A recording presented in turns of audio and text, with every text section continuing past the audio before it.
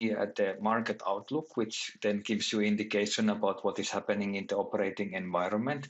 It is really, really important that you read this page every time that you start making decisions for a new round.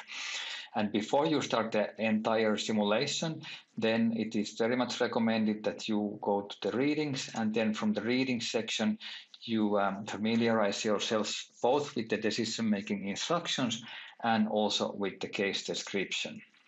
Okay, so let's go back here, and we looked at the market outlook, and then we go into the actual demand page, which starts the decision-making process. And now in this simulation, you, together with your teammates, you are forming an executive team of an automotive company operating in global markets, and you are competing against the other teams in this simulation. Whatever decisions you are making will influence the other teams, and vice versa. Whatever the other teams are doing will influence you. So in other words, you will not be playing against the computer. Throughout the simulation, you find blue cells, which indicate your estimations. So for example, here we are estimating the total market growth for the different global regions where we operate. We obviously don't know exactly how much the market is going to grow, but we try to make our best estimation for the growth. Similarly, we also estimate our market share for the round. The market share estimation is done for each of the different technologies separately. We come back to that in a moment. So as said, you will be operating as an executive team and competing against the other teams. Your strategic challenge is to maneuver the company through technological evolution, but this is the what we call ESG version of global challenge. ESG stands for environmental, social, and governance. So you also need to incorporate the sustainable development goals into your decision making, and that forms a very critical and concrete part of the overall decision-making process. So in this walkthrough, we will be paying special attention to the different ESG-related decisions. Now, the demand page shows you, first of all, the infrastructure development in the global markets where you operate. So you operate in USA, China, and Europe. And then these charts here tell you how the refueling network coverage is expected to develop in the different markets. So here you can see that you have 4 different technologies. You have the existing combustion technologies, you have hybrids, electric, and hydrogens. And then this line here indicates that what is the stage of development of these different refueling networks in that particular round. So in the US, we can see that in round 1, the hybrid and combustion have a high degree of development, and then hybrid and electric not so much. And then you can see how the development is expected to take place in the different areas. So these will remain constant. The development, the expected development of the refueling network coverage is not going to change, but you will then need to decide about your research and development at which stage you will be launching different technologies into the different markets. And now here on this left-hand side, we can then decide which technologies we will be selling in the different markets. In the beginning, we only have the combustion engines in our portfolio, so that's what we would be choosing at the moment in all the 3 markets. We can see that the previous round market share was 33.3%, which comes from the fact that we have 3 teams in this current demo simulation, and all the teams are starting exactly with the same market shares. Now, if you have, let's say, 5 teams, then it means that everybody is starting with 20% market share. Now we estimate the target market share for the round, so we can be a little bit hungry for additional market share, and we aim for 35% share. So we're planning to take a little bit of share from the competitors. And then once we have estimated our market shares and we have also estimated the market growth, then the system calculates the expected sales and gives this information to the production department. Also pay attention to this chart, because then it's always showing you side by side the previous round market share estimation and this round market share estimation. Let's move on to the production. And here on the production page, we first come to this page called planning. And here in the planning page, we can see that we have our own manufacturing facilities in the USA, and then we have some in China.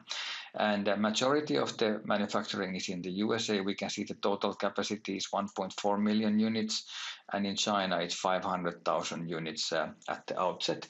And then we allocate capacity from these production sites.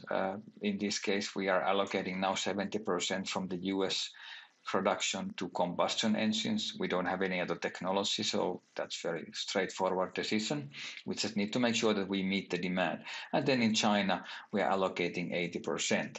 Now, on this left-hand side chart, we can see that now with the current allocation decisions, we have about 2 million units satisfied demand, and then we still have more than 1.3 million units unsatisfied demands, which means that we have to increase the capacity allocation if we are going to meet the demand. The other option is also that we can use contract manufacturing, which is then available at the midsection of this page.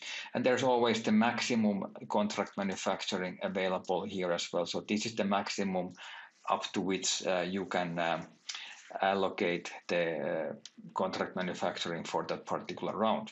Well, let me prefer our in-house capacity. Instead of 70%, I'm going to allocate 95% of my capacity.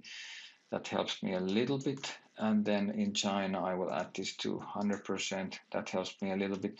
I'm short of capacity, it seems. So let me just take from here 900. And from here, excuse me, I will then take 700. So now I'm actually meeting the entire demand, plus I'm planning to have a little bit of ending inventory. With the current decisions, now I'm meeting the demand that I have been forecasting for myself. So we leave it at that. Now, besides these raw production planning decisions, then we can also make decisions related to sustainability. So one decision that we can make here is that what is the percentage of renewable energy that we plan to use in our manufacturing processes. So that percentage is given here. So higher the percentage obviously indicates that the higher is the percentage of renewable energy in our manufacturing. The cost, the higher the renewables proportion of energy, then the higher will be the production cost per unit. So there is some scarce supply of the renewable energy available, so which increases the cost of that form of energy. But at the same time, we gain sort of like sustainability points in the eyes of our customers. So being able to show that we are a sustainably operating entity, we gain some image benefit amongst the customers. So we leave it to us to decide then what amount of renewable energy we want to apply in our manufacturing. In addition to that, we can also decide about different process improvement decisions. So here at the bottom of the page, we have 3 process improvement decisions: CO2 emissions, energy consumption, and water consumption. All the details are described here. And then when we select it, then the system shows us, okay, now, for example, in this case, we would be able to reduce the CO2 emissions by 12%. Temporary capacity reduction is 20%. Investment cost per plant is 7 million. And then total investment cost, considering the number of plants, is going to be 63 million. So if we make this decision, then we need to keep in mind that it actually reduces our capacity for the round. And earlier, if you remember, we had some inventory, but again, we have some unsatisfied demand because of this process improvement decision, we are losing some capacity for the round. So always keep in mind that there are some trade-offs, short-term, long-term trade-offs when we make these decisions. But in a similar fashion, then you will go through all the different options for the process improvements, and then you can see the impact by selecting the particular option. I'm going to leave this to the CO2 emissions only for this round. And then we move on to the next page, which is inventory. So here on the inventory page, we will just then see the summary of the inventory, how much we had been planning inventory, what was the actual inventory, and so forth. So on this page, you make no decisions, but you see all the details about how your inventory is behaving from one round to another. The next page is called investments, and there we are able to then increase capacity of our manufacturing sites. On the top, we have first of all some blue cells, which allow us to make some estimations for the future demand development. For this round, we are estimating 3.3 million units. Then let's say it's going to be 3 million units for combustion, 2.5 for combustion, and then we say it's going to be 500 for hybrids.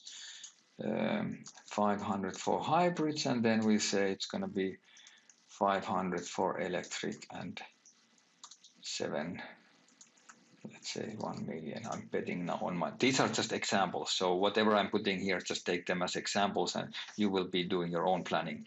But once we have done this, then the system will actually show us what is our expected sales in a green bar, and then what is our existing capacity. So if I believe in my sales forecasts, then I should definitely start increasing my capacity, either in USA or China or both. And now, depending on what your instructor has decided, there might be 1 round or 2 round delay for the plants. So now if I decide to invest in one plant, then it tells me that this round I have 7 plants available. Next round I have 8, and the round after that I have 9. So this means that in this particular example we have a 2-period delay. Now if I increase this to 3, then we should be able to see 11 right here. So this example has 2-period delay from the decision until completion. You may have, depending on what your instructor has decided, you may only have 1 round. So if you make the decision now, then next round you have that new capacity available. Okay, so this is the way that we make the decision. We can see the cost, and we can also see when we have to pay the cost. So in this particular case, we would be paying 3.6 billion next round if we decide to invest into three new additional plants. And the separate decision can be done to China, as mentioned. Environmental impact is the summary page, which then shows all the different like CO2 emissions, energy consumption, and water consumption for the different technologies. This round, last round and this round. And always remember that by bringing your mouse over these titles here, you can see that particular section sort of in a spotlight. So if you want to analyze that particular section separately. But this is the page which then tells you how your environmental impact is evolving from one round to another. And in the different charts throughout the simulation, you find these kind of little squares in the top right corner, which then allows you to export the picture as a PNG or SVG. So then if you need to do a report or presentation, it's easy for you to include these by just exporting them.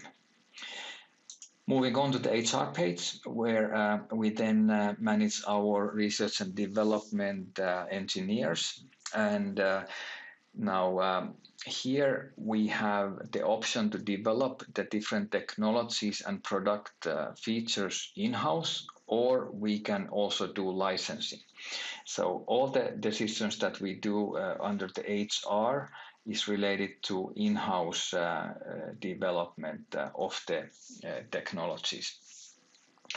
The estimation here is done about the personnel turnover. Turnover is influenced by our labor policies and salary levels, and also how well we are succeeding as a company.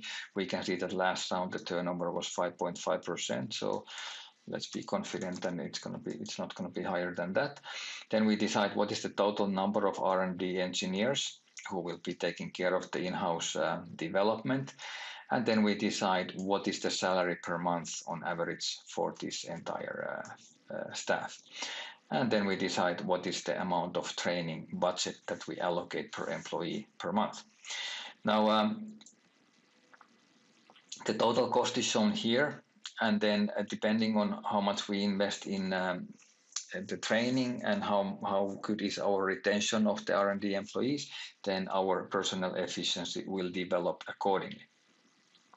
Training priorities section is the page where we decide different training policies or training priorities. So we have 5 different training priorities that we can choose from, and then obviously if we choose all of them, then nothing is a priority. So here we can sort of decide which are the most important priorities from one round to another. You can obviously always change these priorities from one round to another, and then these will have an impact on your ESG metrics in the results.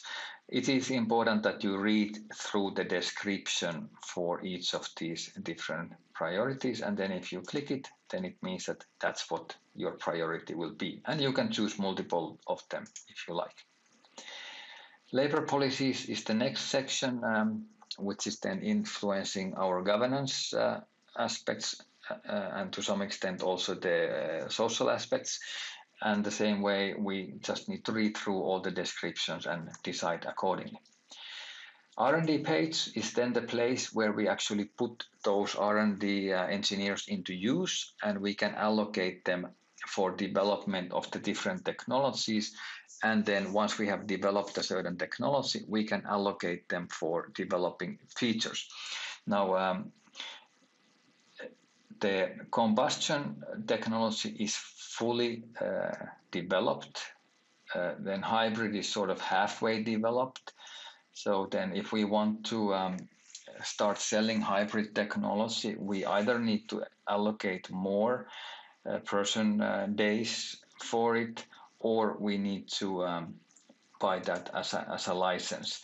So now that we have already started the development in-house, then let me just allocate this amount, which is required 492,253. So this column here is showing us how much percentage we need to allocate in order to reach the next level in the R&D cycle. And once we have done this, let me put 493 just to square it off. Then I have reached the level of complete technology for hybrid. But this is only going to be available next round. So time to market in in-house development is with 1 period delay. We make the investments now, for example, in round 1, then the new technologies and features will be available in round 2.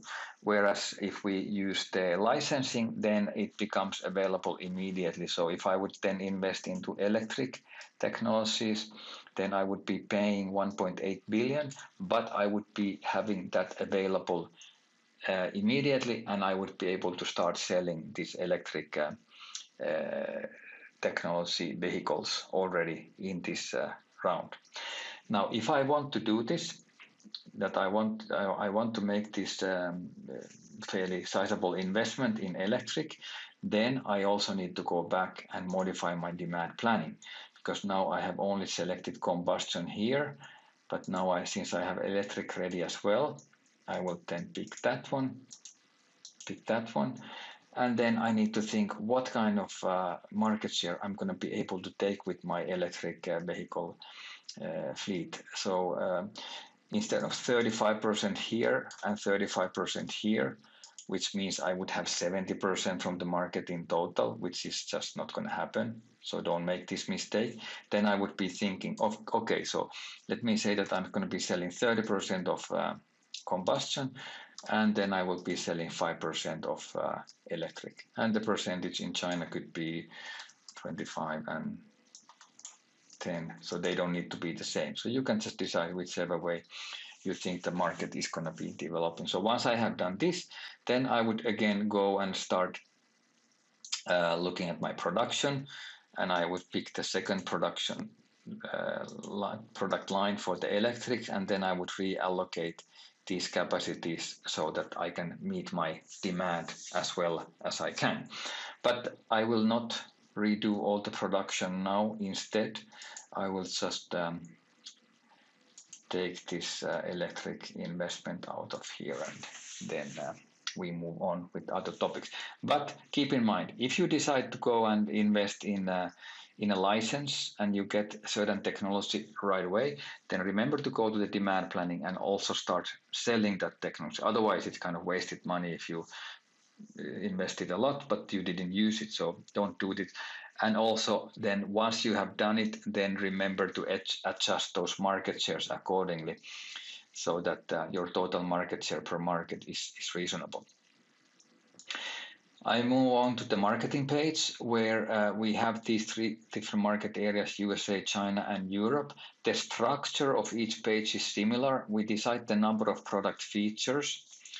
Then we decide the we decide the selling price, and then we decide the promotion budget. And then we also decide what is the product marketing strategy focus. So we have multiple different options here, and by clicking the question mark, we can get more information about it. Plus, we find more information in the manual. One thing I didn't mention on the R&D page is that once we have developed the technologies, then we are able to develop the product features. So here in this example, we have these 6 product features available for combustion already. Once we have developed the hybrid, it comes with one technology, but then going forward, we can increase the number of features, and those features we can then start offering to the customers in the different markets the way that we want. Price, promotion, and then marketing strategy focus are the decisions that we do for each market and each product. Currently, we are only selling combustion, so we don't have the second product here. At any point in the simulation, you can only sell maximum 2 technologies per market. No matter how many technologies you have developed in total, you can only sell 2 of them per market. You can sell any kind of combination, 1 and 2 in USA, 2 and 3 in China, and 3 and 4 in Europe, or whatever, but only 2 per market, so keep that in mind. Here we can also see the like a product cost calculation or the profitability calculation per product. Once we have decided the pricing and so forth, then we can see what kind of gross margin we are expecting to make from this product. And now if I go and change the price, for some reason I need to cut the price. It's been 18,500 and I'm expecting to make a 576 margin. If I can charge the same as last year, 18.5, then my gross margin would go up significantly, almost to 3 billion. So this is an important thing that you need to keep in mind when you decide your pricing. Always check what's going to happen to your profitability when you make changes here. So similarly, we do the decisions in China and Europe. In China, the currency is Chinese yuan or renminbi, and then in Europe, the currency is euro. Data collection is linked to our ESG. So here we decide about how we go about the personal data management or data collection of personal information. That is described here in detail. Then we decide what to do, and then we decide what to do about public ESG reporting and disclosure.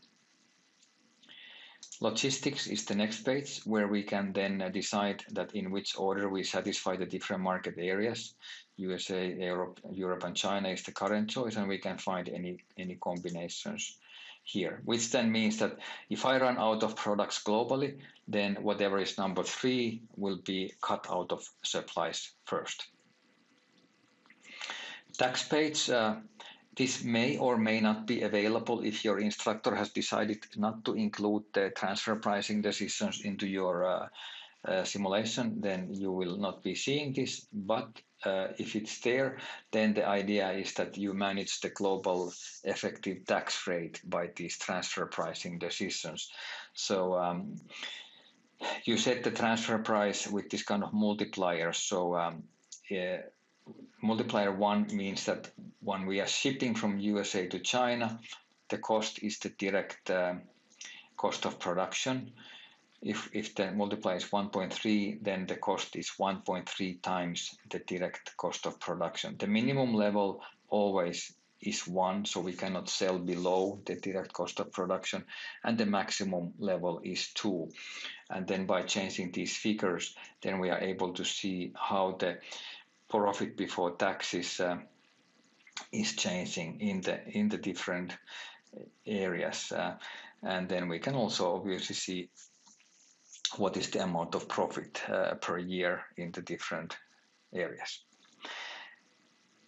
Now, last page is finance. And on the finance page, we manage the capital structure of the company, plus we manage the liquidity of the company. So this is the page that we want to do as a last step in the decision-making process. We can increase or decrease long-term debt. We can issue shares if we have to. We can buy back shares if we can. And then we can also make dividend payments. Plus, we are able to move money between the different operating entities. So we have these 3 judicial entities, one in USA, one in China, and one in Europe. And in this case now, it seems that there's quite a lot of cash in Europe. So, and that's not doing much anything there. So I could just decide to bring it back. 6 billion. So now I have moved all the extra cash from Europe to the US, and then in the US I can decide how to spend that cash. I can pay off some existing loans, or I can pay that as a dividend, or I can basically even buy my shares back if I want to. But that's part of the liquidity management. And sometimes I may also need to move money to other regions if I'm making investments in those areas.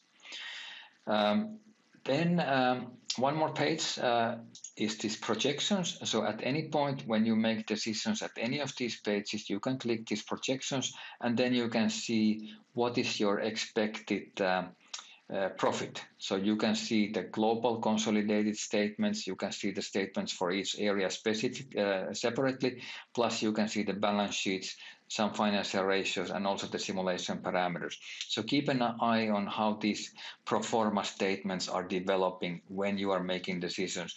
Now, based on the decisions that I have done here, as an example, I seem to be improving my profitability very handsomely. Whether this is realistic or not, I don't know. Most likely it's not realistic, but this is how the pro forma statement is looking like at the moment.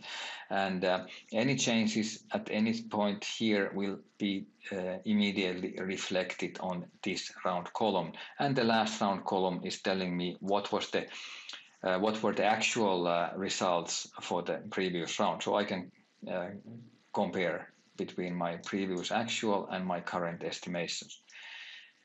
Last page in the decision-making section is the decision checklist, and this page then shows you your team members' decisions side by side. So I have been operating the system now as Marguerite.